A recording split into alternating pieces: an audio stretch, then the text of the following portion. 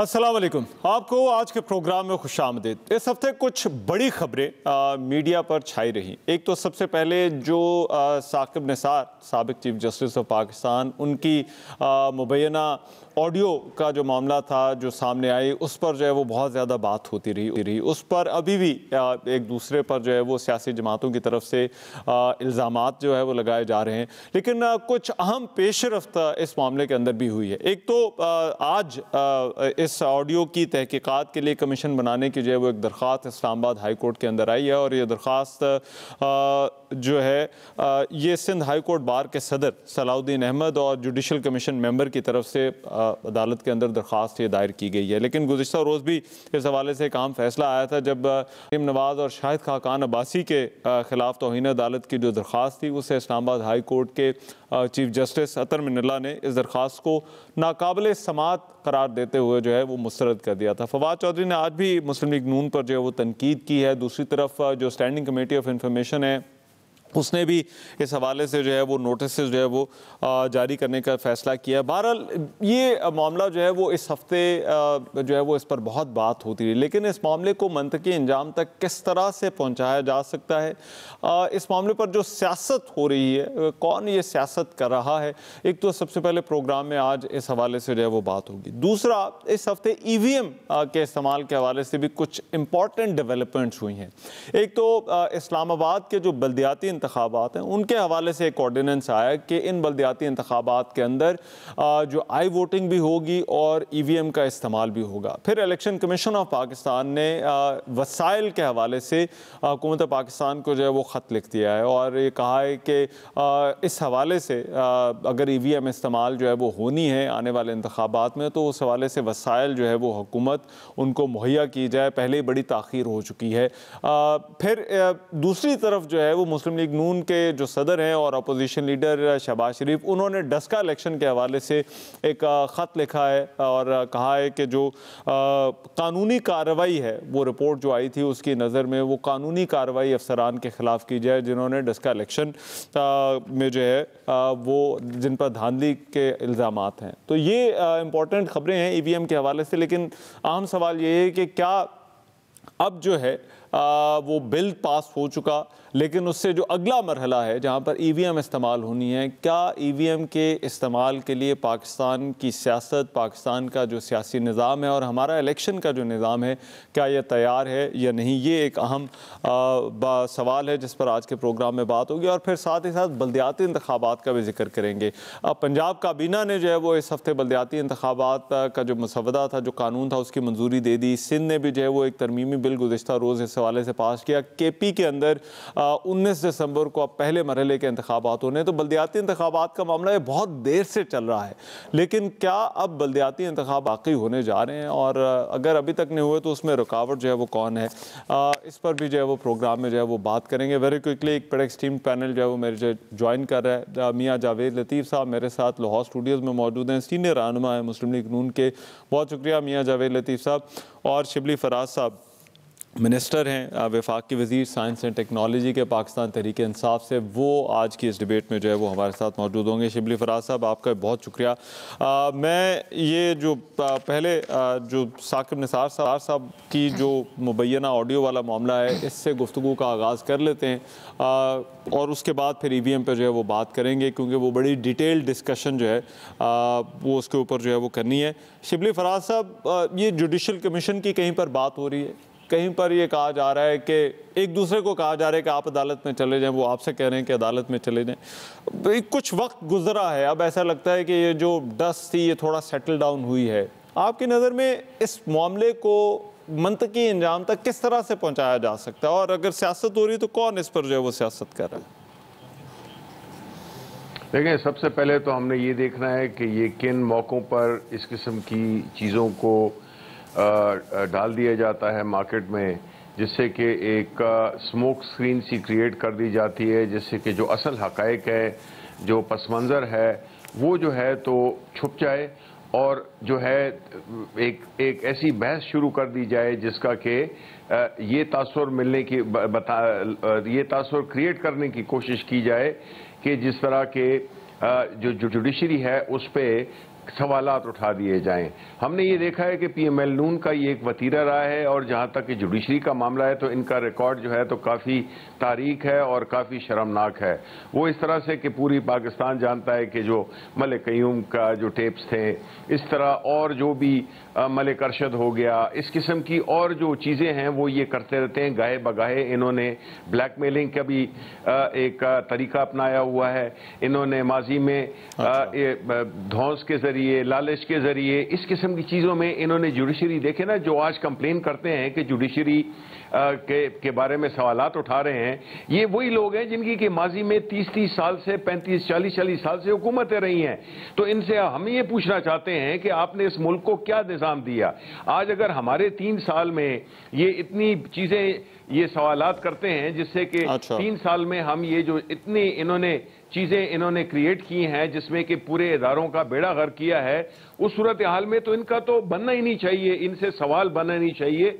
और इनके जो भी रिप्रेजेंटेटिव्स आते हैं टॉक शोज पे, इनसे पूछा जाना चाहिए कि आपकी पार्टीज ने इस मुल्क में किस इदारे को आपने माफ नहीं किया। हर इदारे के पीछे आपने हर एक को तबाह किया।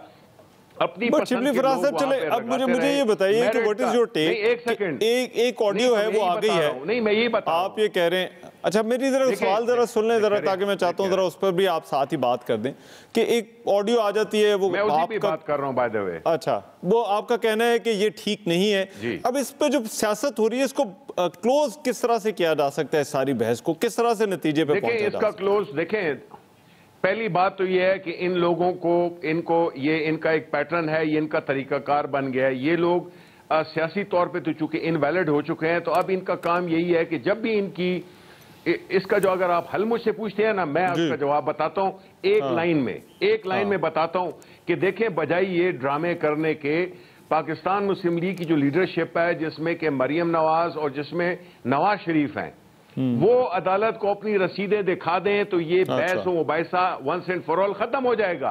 ठीक है। ये इसी को तूल देने के लिए जब इनकी पेशी आती है उससे कुछ दिन पहले ये इस किस्म के कोई ड्रामे रचा देते हैं जिससे कि जो असल बात है वो पीछे रह जाती है। और ये जो है तो इस किस्म की, अब जिस तरह आपके सवालात भी यही हैं कि आप भी ज्यादा कंसर्न नहीं है उस असल सवाल के, उन सवालात पे जो इनके के जवाबात मरियम नवाज ने और नवाज शरीफ ने देने हैं, बजाय उन सवालों पे बात करने के आप भी कह रहे हैं कि जी उस वीडियो का क्या होगा। उस वीडियो के जवाब से हम क्यों दें? वो जुडिशरी है, वो जुडिशरी जवाब देगी। आज जो है तो ये लोग गए हैं, उसमें जो भी गया है कि जी अदालत ने कह दिया, जस्टिस अथर ने कह दिया बड़ा क्लियरली कि जो एक जस्टिस होता है उसका जो है तो कोई कंटेम्प्ट का नहीं होता। ये जो भी ये खेल रचा रहा है उसको ये देखना चाहिए कि वो इदारों पे बड़े सवालात उठा रहा है, और इस मुल्क में ऑलरेडी इन्होंने जो नुकसान पहुंचा चुके हैं, ये अब उसको मजीद। चले, मैं ये जरा कुछ जो आपके सवाल है वो मियां जावेद लतीफ साहब ने सुन लिए हैं, लेकिन मैं मियां जावेद लतीफ साहब, देखिए आप इस पूरे जो मियां नवाज शरीफ का जो कानूनी मामला है, आप उसको कंट्रोवर्शियल कहते हैं, लेकिन क्या उसको कंट्रोवर्शियल को बनाने की भी कोशिश की जा रही है? और दूसरा फिर यही सवाल कि इसको मंतकी अंजाम तक जो है वो किस तरह से पहुंचाया जा सकता है? शुक्रिया रहमान साहब। मैं 2 चीज़ें आपकी खिदमत में अर्ज़ करना चाहता हूँ। एक, आपने सवाल किया कि मंतकी अंजाम तक किस तरह पहुंचाया जाए इस इशू को। दूसरा आपका सवाल है जो मेरे भाई शिबली फराज भी कहते हैं कि हम जो है अदारों को बदनाम करते हैं या अदारों पर बात करते हैं। कतन ऐसी बात नहीं है। बात सीधी सी है कि मुझे कोई बताए कि क्या अदल का जो निज़ाम है इस पर मुख्तलिफ़ वक्तों में नज़रिया ज़रूरत के तहत फ़ैसले आते नहीं रहे? क्या जुल्फ़िकार अली भुट्टो का फ़ैसला हो जो 20 साल बाद इकरार किया जाए, या नवाज शरीफ का फ़ैसला हो जिसको हाईजैकर बनाकर सज़ा दी गई हो और 10 साल बाद उसका इतराफ़ कर लिया जाए, उसको बरी कर दिया जाए? मैं रहमान आपसे ये पूछना चाहता हूँ कि क्या वो फ़ैसले दुरुस्त थे, इन्हीं अदालतों से हुए थे? और फिर मैं ये पूछना चाहता हूँ अपने भाई शिबली फराज साहब से, ये कहते हैं कि हम अदारों पर जो उंगलियाँ उठाते हैं या उनको क्रिटिसाइज़ करते हैं या उन अदारों को धुंधला उनके फ़ैसलों को करने की कोशिश करते हैं। भाई बात यह है कि हम तो बात करते हैं अदारों में बैठे लोगों के अमल और फैसलों पर, और ये दुनिया में होता है, पाकिस्तान में भी होता है। अच्छा, मगर असल चीज़ ये है कि इमरान खान साहब ने जब ये फरमाया था कि नवाज़ शरीफ को पाकिस्तान की अदालतों से इंसाफ नहीं मिलेगा, क्या उस वक्त वो ठीक कह रहे थे या आज आप ठीक कह रहे हैं? एक चीज़। दूसरा, मैं आपको ये अर्ज़ करना चाहता हूँ कि भाई देखें, अगर तो कोई बाहर से मुस्लिम लीग नून का, जिस तरह पीटीआई के वर्कर ने एक दरख्वास्त दी थी इस्लामाबाद हाई कोर्ट में, जो कल फैसला इस्लामाबाद हाई कोर्ट का आया, वो पीटीआई का एक वर्कर था जिसने वो दरख्वास्त दी थी। इसी तरह मुख्तलिफ जगहों पे होता है। मगर मैं आपको ये पूछना चाहता हूँ कि आप रहमान साहब इनसे ये पूछ लें कि 2018 में जस्टिस शौकत सिद्दीकी साहब ने जो स्टेटमेंट दिया था, वो किसी पार्टी के ओहदेदार थे या मुस्लिम लीग से उनकी वाबस्तगी थी? अरशद मलिक की जो वीडियो आई, उसके बाद जुडिशरी से ही राना शमीम साहब का एक बयान हल्फी आ जाता है, उसके बाद जुडिशरी से ही साकिब निसार साहब की ऑडियो आ जाती है। ये सारे जुडिशरी से रिलेटेड लोग हैं, और अगर आप जुडिशरी से रिलेटेड लोगों की भी बात ना सुने तो फिर आप किस तरह कह सकते हैं कि जस्टिस क़य्यूम मलिक साहब की मुझे एक चीज़ की ज़रा वजाहत करें, ये फिर इस मामले पर क्या सियासत हो रही? देखें, आप एक स्टैंडिंग कमेटी के चेयरमैन, आपने भी बुला लिया, फिर मुख्तलिफ फोरम्स पर जो है वो इस मामले पर जो है वो बात हो रही है, वज़ीर आज़म अपनी कैपेसिटी में बात कर रहे हैं, हुकूमत भी आगे कहती है इसकी तहकीकात करें, पीटीआई आपको कहती है कि आप इसको जो है वो अदालत के अंदर जो है वो ले जाएं। देखिए, अब ये मामला इसका कहीं पर हल क्या कहीं निकल सकता है, या फिर ये बस सियासी बयानियों में आप भी इस्तेमाल करेंगे, वो भी इस्तेमाल करेंगे? इजाज़त दें रहमान साहब, मुझे ये बताएं, हम तो एक फ्रीक हुए और जिन पर इल्ज़ाम है वो भी एक फ्रीक हुए, या जिनकी ऑडियो वीडियो आ रही है, बयान हल्फी को दे रहा है, कोई वीडियो लेकर, वो एक फ्रीक बन गए? हुकूमत किस तरह फ्रीक है? तो आप ये कह रहे हैं कि एक पार्टी जो है वो इसमें आप और साबिक चीफ जस्टिस है, और अगर आप पार्टी बन रहे हो, आप नैब से लेकर एफआईए और इलेक्शन कमीशन, ये सारे आप तर्जमान बन जाते हैं हुकूमत वक्त अपना असल काम छोड़कर, तो फिर आप इस वीडियो ऑडियो बयान हल्फी के लिए आप कमीशन बनाए पार्लिमानी। ठीक है, फिर अंजाम तक पहुंचाएं इसको। पार्लिमानी कमीशन पे बड़ा जोर होता है। जी शिबली फराज साहब, आप कुछ बात कर लें जरा, I have to go on a break, लेकिन मुख्तसर आप जरा अगर कोई कमेंट करना चाहते हैं तो ओके। नहीं, मैं मुख्तसर बता क्यों, देखें जो असल बात है ना, जिसमें कि इनका ये जाहिर होता है कि पूरी किस्से कहानियां जो अभी अपना लतीफ़ साहब ने दी हैं, ये सारी कहानियां वो हैं जो कि डिस्ट्रैक्शन की हैं। इनसे जो एक सवाल पूछा था और जो एक सलूशन है कि ये रसीदें दे दें और इस मामले को ख़त्म करें, क्योंकि जब भी इनकी पेशी आती है उससे पहले ये कोई ना कोई ड्रामाबाजी करते हैं, कोई ड्रामा चलाते हैं। और इनकी मलिक क़य्यूम के बारे में इनका क्या ख्याल है, वो किसकी टेपें पकड़ी गई थी? उस वक्त तो हम सियासी मंजरनामे पे थे ही नहीं भाई। ये हमारी बात नहीं हो रही है, ये वो हो रही है जो कि आपने किया है इस मुल्क के इदारों के साथ, इंक्लूडिंग मीडिया की जो टेप है उसकी भी बात कर लेना कि उन्होंने मान लिया। ये तो काफी नहीं है कि वो उन्होंने किस तरह से किन चैनल्स को जो है उनको जो है तो वो पिनलाइज किया है, वो खुद मान रही हैं झूठ पे झूठ के जी 2009 भी हो सकता है, 2010 भी हो सकता है। ये तो जो चैनल 2000 बने ही 2015 में है। इन बातों का जवाब नहीं है इनके पास। ये क्रिएट करना चाहते हैं एक स्मोक स्क्रीन मतलब एक धुआं जिसमें कि नजर ना आ सके असल कहानी। असल कहानी क्या है कि इनसे सवालात पूछे थे कि आप अपनी जो है रसीदें दें, मनी ट्रेल दें, ये सारी वो जवाब है। उनका जवाब मियां साहब वही है, वो कहते हैं कि बात फिर वहीं पर आती है, रहमान रसीदों पर आती है। एक सेकंड के लिए मैं आपके वो वक्फे से पहले एक गुजारिश कर लूं जी, अगर शिबली भाई एक सेकंड, मैं गुजारिश करता हूं, जो मेरे शिबली फराज साहब ने बात की है जस्टिस क़य्यूम मलिक के हवाले से, मैं बिल्कुल इनको सपोर्ट करता हूं कि जिस तरह उस ऑडियो के हवाले से फैसले आए थे उसी तरह इस वीडियो के हवाले से भी, ऑडियो के हवाले से भी फैसला करें। दूसरा मैं आपको ये अर्ज करना चाहता हूं, आप कहते हैं तो फिर पहले उसको सजा मिलनी चाहिए भाई, देना आपको कौन रोकता है? चाहिए उस पे सजा तो दिलवाए ना। मेरी अर्ज सुन लेना, आप वो ये मेरी फरमा भाई, रहे हैं कि हम आप उस मान वक्त गए, नहीं फिर थे। ये काफी नहीं है। मेरे भाई एक सेकंड, मेरे नहीं, भाई आप एक सेकंड, मेरी भाई आप एक सेकंड, थे। मेरी अर्ज सुन लें। मैं आपको ये अर्ज करता हूं कि सुनाएं। आप जिस तरह चाहें आज भी आज़ाद हैं, हुकूमत में हैं, उसको इन्वेस्टिगेट करवाना चाहें, उसको ट्रायल करना चाहें, आप करें। आपने मगर मान मैं लिया। आपसे ये पूछना चाहता हूं कि क्या जवेद साहब, हाशमी जो पीटीआई के प्रेसिडेंट थे, जो उन्होंने रास्ता बताया कि अब मार्शल लॉ के जरिए नहीं, अब नवाज शरीफ को इस तरह हटाया जाएगा, साकब नसार तर्ज के जो तरीकाकार बाद में फिर साबित हुआ, आप इस पे कुछ इंक्वायरी करवाना पसंद फरमाएंगे जिस तरह जस्टिस क्यूम मलिक की बात कर रहे हैं आप? चलो, और मैं क्या सर ब्रेक पर अदालतें- जाना है, एक सेकंड, सर ब्रेक का टाइम काफी देर से जो है वो कहा जा रहा है। जो कि आजाद हैं, अच्छा। मैं समझता हूं कि जवेद हाशमी को क्यों नहीं बुलाया चलें सर, मैं शिबली फराज पूछा जाता कि साहब, सर जवेद मैं हाशमी ने एक ब्रेक के बाद आ रहा हूँ, एक ब्रेक। यार क्या बातें करते हैं। सर एक ब्रेक के बाद जरा कर लीजिएगा, एक ब्रेक ले लें।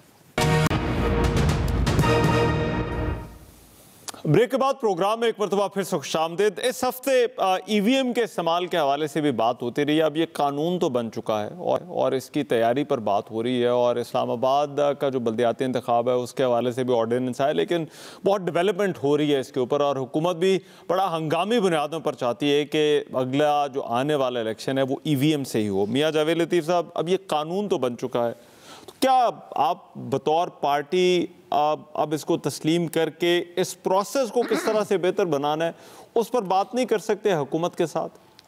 देखिए रहमान, कवानीन रियासतों में बनते हैं, आइन में तरामीम होती हैं, मगर उसी को मुक़द्दस जाना जाता है, कानून को, आइनी तरामीम को, जो कंसेंसस से हों।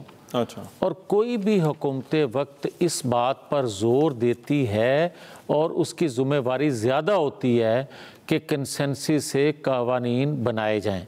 वजह ये होती है कि ये उस दिन के लिए नहीं होता, आने वाली नस्लों के लिए होता है, आने वाले वक्त के लिए होता है। आप मुझे ये बताएं कि 3.5 सालों में हुकूमत वक्त ने कौन सा ऐसा कानून लेकर आए हैं जो अवामी मफाद में हो, और इन्होंने देखिए कानून सही है या गलत, होना चाहिए नहीं होना चाहिए, ये एक बहस है, तो मैं उस पर आपकी, मगर अब हुकूमत के पास नंबर्स हैं, हुकूमत ने कानून बनवा लिया या बना लिया, अब उस पर इम्प्लीमेंटेशन तो होनी है और वो हुकूमत जो है वो चाह रही है, तो क्या यहाँ पर कोई पार्टनरशिप नहीं हो सकती, कोई कोऑर्डिनेशन नहीं हो सकती, कोई बात नहीं हो सकती कि इस प्रोसेस को जो है वो किस तरह से जो है वो बेहतर किया जा सकता है? रहमान, मैं एक तो बहुत बड़ा, मैं सादा आदमी हूँ और मैं सादगी से ये अर्ज़ करने लगा हूँ, जो कानून बनवाने वाले हैं और जिनसे बनवाया गया है ये इनके लिए नहीं है। ओ सर, मगर ये मेरी बात ऑप्शन की है सर। अच्छा, मेरी बात सुन रहे ना। बात ये है कि एक तरफ डेवलपमेंट, एक तरफ अवामी रिलीफ, एक तरफ आवाम के लिए महंगाई, बेरोज़गारी, बुनियादी जो आवाम को सहूलतें मिलनी चाहिए थी वो होंगी, और दूसरे पलड़े में एक बटन होगा।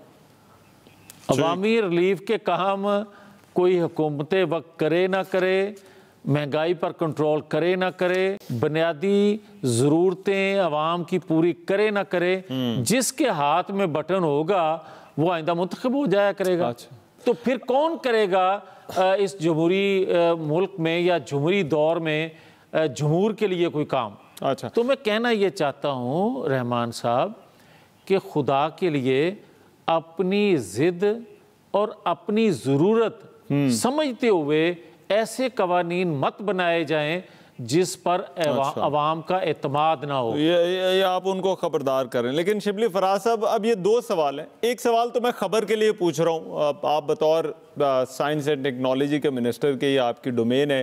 इलेक्शन कमीशन ने ख़त लिखा और कहा है कि वसाइल जो है वो हमें दिए जाएँ, तो एक तो पहले ये बताएं कि जो वसाइल की एक लंबी फहरिस्त है, I don't want to go in detail, लेकिन गवर्नमेंट डिटर्मिंड है कि इलेक्शन कमीशन को ये सारे के सारे वसाइल जो है वो आपकी मिनिस्ट्री से जो सपोर्ट चाहिए होगा, जो in terms of land support चाहिए, जो in terms of financial resources, वो देने के लिए तैयार है। दूसरा, ये जो मियाँ साहब बात कर रहे हैं कि ये क्या कोई रास्ता आप लोगों ने खोला है कि जो चाहेगा जो है वो इलेक्ट हो जाएगा, और इनको एतमाद में लेने का आपका कोई इरादा नहीं है अभी?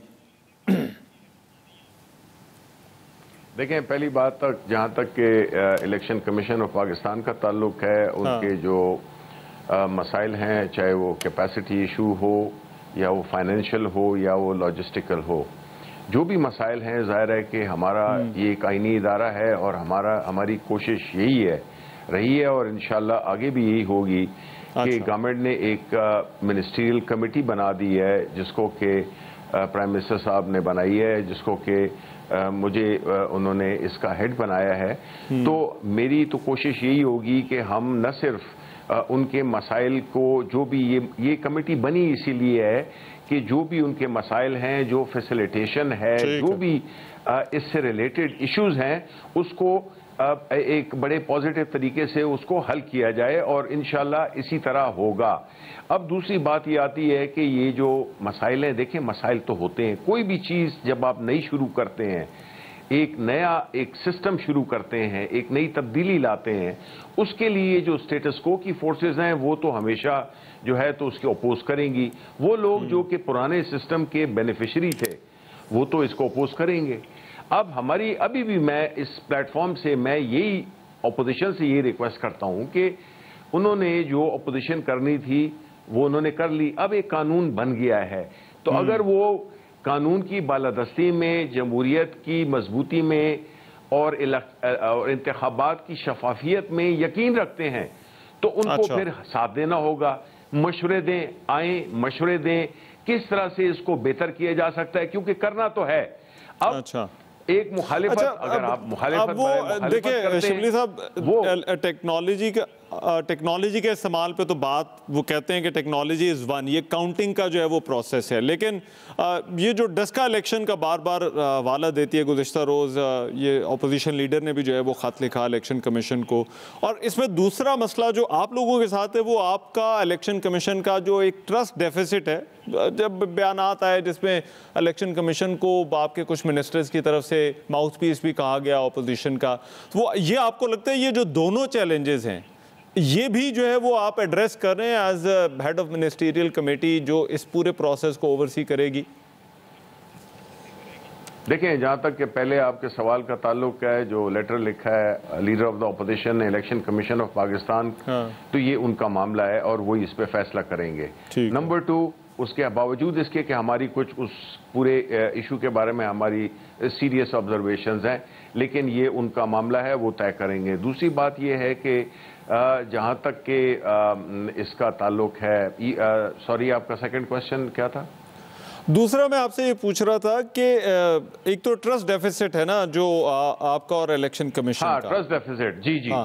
देखें, ट्रस्ट डेफिसिट का जहां तक ताल्लुक है, ये हमेशा देखें ये एक पॉलिटिकल उसमें इस किस्म की चीजें होती हैं, और मेरा ये ख्याल है कि अब वो जो कानून बन गया है उसके बाद, क्योंकि पहले तो कानून बना नहीं हुआ था, तो कानून बनने के बाद ये एक रियलिटी है और इसमें हमारी हुकूमत की पूरी कोशिश होगी कि हम इलेक्शन कमीशन को वो सपोर्ट दे सकें जो कि उसको इनेबल करे शफाफ इंतखाबात कराने में, चाहे उसमें माली वसाइल हों, उसमें चाहे टेक्निकी मसाइल हों, चाहे उसमें जो है लॉजिस्टिकल इश्यूज हों, जगह हों, स्टोरेज की बातें हों, ये सारे मसले देखें, मसले हल होते हैं, मसले होते हैं, उनको हल करना होता है। सिर्फ ये कहना काफी नहीं होता कि जी मसाइल है इसलिए हम नहीं करेंगे। अब देखें ना, आप जो अपोलो में जो एस्ट्रोनॉट्स बहन के, मेरे लास्ट एग्जांपल देने दें कि जो अपोलो में एस्ट्रोनॉट्स जो बैठ के गए थे और चांद पे गए थे, उधर उतरे भी, अगर उनके ज़हन में ये आता कि पता नहीं अगर इधर ये खराब हो गया तो फिर तो हम तो चांद पे रह जाएंगे। देखिए, लोग इसमें, आपने जब कोई नई चीज करनी होती है, जब आपने जमाने के साथ चलना होता है, आपने आगे चलना होता है, मुश्किलात आती हैं, और मुश्किलात को हल करना होता है। असल चीज कौमों का ये होता है कि वो अपने जो मसाइल दरपेश होते हैं उनको हल करते हैं बजाय उसे छुपने ठीक है। मैं मुश्किलात की आपने बात की, ये मियां जावेद लतीफ़ साहब, अब देखें ये क्या एंटी टेक्नोलॉजी आपकी पॉलिसी है। दूसरा, चलें वो एक लंबा प्रोसेस है इलेक्शन, आप कहते हैं कि डस्का जैसे मसाइल भी हैं जहाँ पर इलेक्शन से पहले जो है वो आपके प्रोसेस जो उस तरह से होता है वो नहीं होता, लेकिन एक कंपोनेंट जो है वो उसके अंदर फिक्स हो रहा है और वो है काउंटिंग वाला। इस बड़ा लंबा प्रोसेस है इलेक्शन का, लेकिन वो इलेक्शन डे का तो मामला जो है वो फिक्स नहीं हो जाएगा अगर वोटिंग मशीन या टेक्नोलॉजी का इस्तेमाल होता है। देखिए, दो चीज़ें हैं। पहली बात तो यह है कि डस्का इलेक्शन के हवाले से जो अभी आप बात कर रहे थे, इस पर इमरान खान साहब ने क्या अरशाद फरमाया, उसके बाद उनके वज़रा का आपने कोट कर दिया जो जिस पर उनको नोटिस भी हुआ।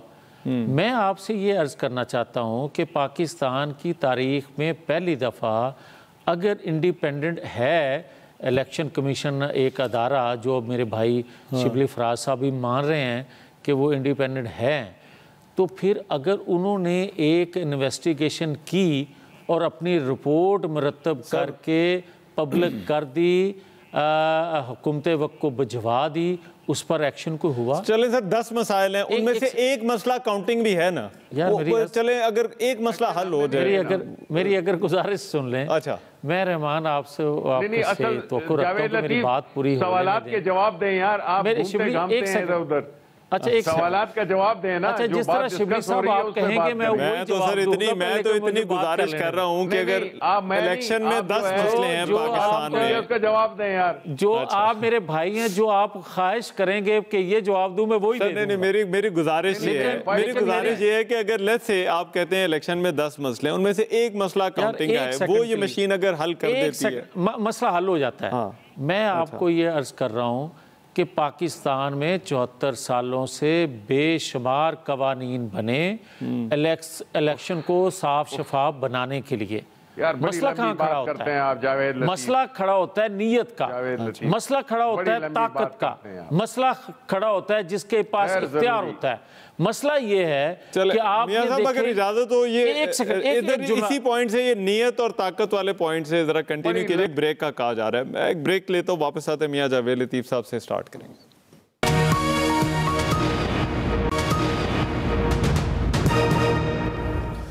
ब्रेक के बाद प्रोग्राम में एक मरतबा फिर से खुशामदीद। ईवीएम के इस्तेमाल के हवाले से बात हो रही थी, मियां जावेद लतीफ साहब बात कर रहे थे। मियां जावेद लतीफ साहब, मेरा सवाल वही था कि क्या टेक्नोलॉजी एक मसला, 10 मसले हो सकते हैं, 20 मसले हो सकते हैं, लेकिन एक मसला हल नहीं कर सकते। और दूसरा, बल्दियाती इंतखाब पर भी मुझे आपका कॉमेंट चाहिए कि ये क्या मसला है? हुकूमत है, हर हुकूमत जो है वो बल्दियाती इंतखाब करवाने से घबराती है। अच्छा रहमान, पहले तो मैं एक जुमले में वो अर्ज़ कर दूँ कि ये बताएं कि डस्का का इलेक्शन, जो जनरल इलेक्शन होते हैं ना, उसमें तो मैंने कह दिया, शिबली फराज साहब ने कह दिया कि हमारे साथ धांधली हुई जी। अच्छा। और कोई हम बताने के लिए तैयार नहीं है कि उस वक्त कंट्रोल किसके हाथ में था।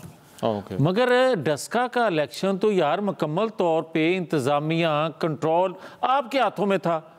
तो ये तो बात क्लियर हो गई ना कि यहाँ किसने धांधली की है। अब आ जाएं जो आप कर रहे हैं बल्दियाती इंतखाबात की। इमरान खान साहब की जब अपोजिशन थी तो ये फरमाया करते थे कि इख्तियारात निचली सतह तक जाने चाहिए। इनसे उससे मुराद था इनका कि लोकल बॉडी सिस्टम जो है इसको पावरफुल बनाया जाए। और 2018 में जब तशरीफ़ लाए हज़रत इमरान खान साहब, तो आप देखें कि पंजाब समेत चारों सूबों में बल्दियाती अदारे मौजूद थे। और इन्होंने आते ही सबसे पहला कुल्हाड़ा जो चलाया वो चलाया पंजाब पे, क्योंकि यहाँ इनके 90% लोग जो थे ही नहीं, अपोजिशन के लोग थे। इन्होंने कहा इसको जो है वो ब्रेक होना चाहिए। चले, मान लिया भाई, 2.5 साल तक कोर्ट में केस चलता रहा और आप नया सिस्टम इंट्रोड्यूस ना करवा सके, इससे आपकी नीयत का पता चलता है। अब कोर्ट ने एक फैसला दे दिया, सुप्रीम कोर्ट ने, आपने फैसले के बाद भी 9 माह उसको लटकाए रखा, उस पर अमल दरामद नहीं किया। ये है आपकी हालत अदलिया पर एतमाद की या अदलिया के फैसलों को मानने की। और दूसरी बात आप जो बल्दियाती इदारों के हवाले से कर रहे हैं, उस पर भी इनकी नीयत का पता चल गया। ये कितने संजीदा हैं कि इख्तियारात जो हैं लोकल बॉडी को देने चाहिए। अब आ जाएं जो अगले इंतखाबात हैं। ट्रैक रिकॉर्ड तो किसी भी हुकूमत का इस मामले में अच्छा नहीं है। 2007-8 के बाद इख्तियारात का मसला हो या इलेक्शन करवाने का मसला हो, ये आप ठीक कहते हैं। मैं इससे इत्फाक करूँगा कि जो भी हुकूमत वक्त होती है उसकी कोशिश ये होती है, और ख़ास तौर पर अरकान असम्बली जो हैं, कि बल्दियाती इंतखाबात ना ही हों तो अच्छा है, ताकि तमाम इख्तियारात का मंबा जो है अरकान असम्बली रहें। मगर ये एक नर्सरी है, इसको मैं ये बल्दियाती इंतखाब वाला वो शिबली फराज साहब से ज़रा पूछ लूँ, फिर वो आप अगले इलेक्शन की बात कर रहे थे, उस पर मैं आता हूँ। शिबली फराज साहब, ये आपका एक बहुत बड़ा मैनिफेस्टो का हिस्सा भी था। KP के बल्दियाती निज़ाम की खासा मिसालें भी दिया करते थे, लेकिन ऐसा लगता है कि बात फिर वही आ जाती है जो मियाँ साहब भी अभी ये कर रहे हैं कि हर हुकूमत जो है वो फिर उसी तरह से जो है वो इस मामले को अप्रोच करती है कि जब तक कोर्ट की डेडलाइंस ना हो, इलेक्शन कमीशन की वार्निंग ना हो, तो तब तक जो है वो बल्दियाती इंतखाब कराने पे जो है अब वो कोई हुकूमत राज़ी नहीं होती। देखें, इसमें तो मैं इत्तेफाक करता हूं कि जो लोकल बॉडीज़ हैं वो किसी भी डेमोक्रेटिक सिस्टम की सबसे पहली फाउंडेशन होती है, और इससे तो किसी को इसकी अहमियत से इनकार भी नहीं है। और ये भी उन्होंने ठीक कहा कि जो मेंबरान होते हैं जो नेशनल असम्बली के या प्रोविंशियल असम्बली के, उनकी कोशिश यही होती है कि उनके इख्तियार डायलूट ना हो। लेकिन हमारी हुकूमत ने, हम इसमें बड़े कन्विंस्ड हैं कि हम ये इलेक्शंस, अगर इसमें कोई शक नहीं है, अगर डिले हुए हैं तो उसकी मुख्तलिफ वजूहात हैं। कभी स्टे में, कोर्ट में कोई चले जाते हैं बिकॉज कभी किसका इशू होता है, कभी किसका इशू होता है। लेकिन अब तो ये तो तय हो गया है तकरीबन कि इंशाल्लाह, अब देखिए ना, हमारी हुकूमत ने तो, हमने जो लोकल बॉडी इस्लामाबाद के हैं, ये भी इलेक्शन जो है तो इंशाल्लाह होने वाले हैं। खैबर पख्तूनख्वा में मेरा ख्याल है दिसंबर के एंड में होने वाले हैं, पंजाब में मार्च के करीब होने वाले हैं, सिंध का मुझे नहीं पता कि उधर कब होने वाले हैं। लेकिन ये है कि ये अब एक हकीकत है। लेकिन जो असल चीज़ है वो ये है कि जो इंतखाबात हों वो इंतखाबात बराए इंतखाबात ना हो। ये जो अपना लतीफ़ साहब की पार्टी है वो हमेशा वो फैसले मानते हैं जजों के जो इनके हक में हों, जो इनके खिलाफ हो वो नहीं मानते। इलेक्शन वो ये मानते हैं जिसमें इनकी जीत हो, जो हारें वो नहीं मानते। तो इस किस्म की सिचुएशन में जो है तो ये पिक एंड चूज और अपने मनपसंद फैसले का हुसूल, ये एक बिल्कुल ही एक बचगाना और एक बड़ा ही सेल्फिश एक डिमांड है, जो कि हमने देखा है कि इनकी पूरी सियासत में नजर आया है, क्योंकि इनको कभी मुखालिफत मिली नहीं। पहले ये होते थे कि ये आपस में मिले होते थे, बारियां लेते थे। अब जब इनको एक बिल्कुल एक वो बेरोजगार कर दिया गया है, तो ये जो है तो अब चाहते हैं कि वही बच्चों की तरह, स्पॉइल्ड बच्चों की तरह कि नहीं जी फैसला मेरे हक में होना है, मेरे ही उसमें इलेक्शन मैंने ही जीतना है। अब देखिए ना 11 इलेक्शन हुए हैं। इस 11 इलेक्शन में अक्सर अगर ऐसी बात ही, ये डस्की की बात करते हैं जिसमें कि हमारा टोटली मुख्तलिफ ओपिनियन है जो कि इलेक्शन कमीशन कह रहा है। बट हम जो है तो इसमें ये कहना चाहते हैं कि 11 इलेक्शंस हुए हैं, उस अगर धांधली करानी होती तो इलेक्शन हम न जीत जाते। ये तो 7 वाले इलेक्शन थे जो साथ ही इसी के हल्के में। तो ये सारी बातें जो है ना, देखें, एक तो ये है कि इनके पास कोई ऐसा एक मॉरल हाई ग्राउंड नहीं है जिसके बारे में ये इस किस्म की बातें करें। हम अभी इस मुल्क को वही इसी इदारों को हम के जरिए इनको स्ट्रेंथन कर रहे हैं, चाहे वो इलेक्शन कमीशन ऑफ पाकिस्तान हो, चाहे वो अदल का निज़ाम हो, जितनी भी चीजें हमारी सपोर्ट है। इन्होंने हमेशा अटैक किया है या लालच या सर, एक ब्रेक मुझे लेने दें। मैं शिबली फराज साहब, ब्रेक के बाद आकर जरा इस बहस को समेटते हैं और फिर आई वोटिंग की भी जो है वो बात हो रही है, जरा उसको भी डिस्कशन में शामिल करेंगे। मैं इस ब्रेक के बाद आ रहा हूँ। ब्रेक के बाद प्रोग्राम में एक मरतबा फिर से खुशामदीद। लास्ट सेगमेंट है, इस बहस को कंक्लूड करते हैं। ये EVM वाली मियाँ जवेली साहब, इस कानून का क्या मुस्तकबिल क्या है? दो रास्ते, एक तो ये कानून नहीं होगा या फिर ये कि इस कानून के तहत EVM इस्तेमाल हो जाएगी। इस कानून से लोगों के अंदर इस निज़ाम से एतमाद मज़ीद उठ जाएगा।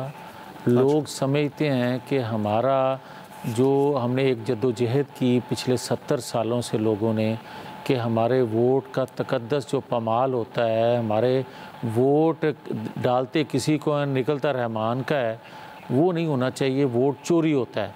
इससे मज़ीद चोरी बढ़ेगी और लोगों का एतमाद इस सिस्टम से उठ जाएगा। अच्छा। और बात यह है कि जो मसाइल हैं पाकिस्तान के, जब तक आप कौम को एतमाद में ना लेंगे और जब तक कोई भी हुकूमत आने वाली जो है उसको अवाम का एतमाद हासिल नहीं होगा, इस भंवर में जिसमें ये लेकर चले गए हैं 3.5 सालों में मुल्क को, इससे निकालना बहुत मुश्किल है। शिबली फराज साहब, ये फाइनल कमेंट जी, क्या इसका फ्यूचर क्या है?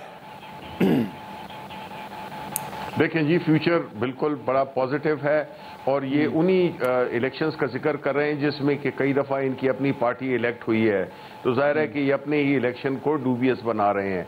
दूसरी बात ये है कि देखें, मैं फिर ये कहता हूँ कि ये ज़िद छोड़ें और जो टेक्नोलॉजी का रास्ता इन्हीं मसाइल को हल करने के लिए जिसका कि जिक्र अभी ये कर रहे थे, उसका हल यही है कि हम टेक्नोलॉजी की तरफ जाएं और ज़्यादा से ज़्यादा हम इसमें शफाफियत ला सकें।